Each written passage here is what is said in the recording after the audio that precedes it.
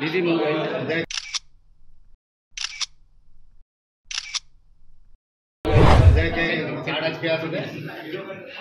অনেকগুলো বন্ধ আছে।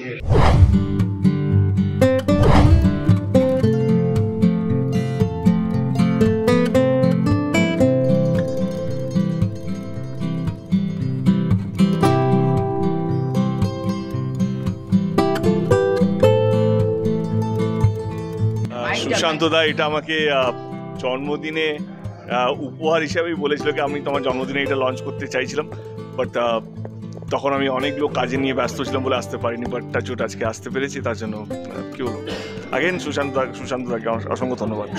Thank you. এটা পুরোপুরি উনি দায়িত্ব ওনার, উনি হচ্ছেন স্টাইলিস্ট।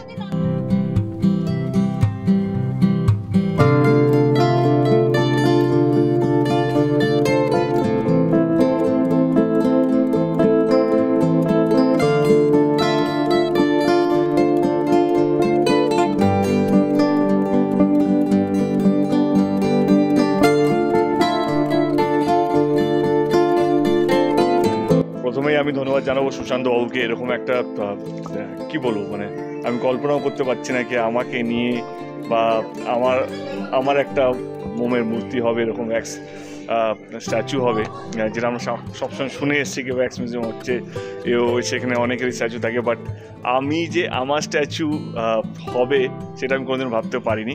আমার এখন মনে হয় যে 2-3 মাস আগে সুশান্ত দা এসেছিলো আমার কাছে, বললো কি বাংলা থেকে যদি কারো হওয়া উচিত এই সময় দাঁড়িয়ে তো তোমার হওয়া উচিত। আমি তখনও বলেছিলাম না, আমার মনে হয় আমার না হলেও চলবে, আমার কাছে আমার প্রচুর সময় আছে, but I think credit goes to him, ওনার মেয়ে, দুজনেই লাইক বিনোদের সেটকে না আমরা করতে চাই।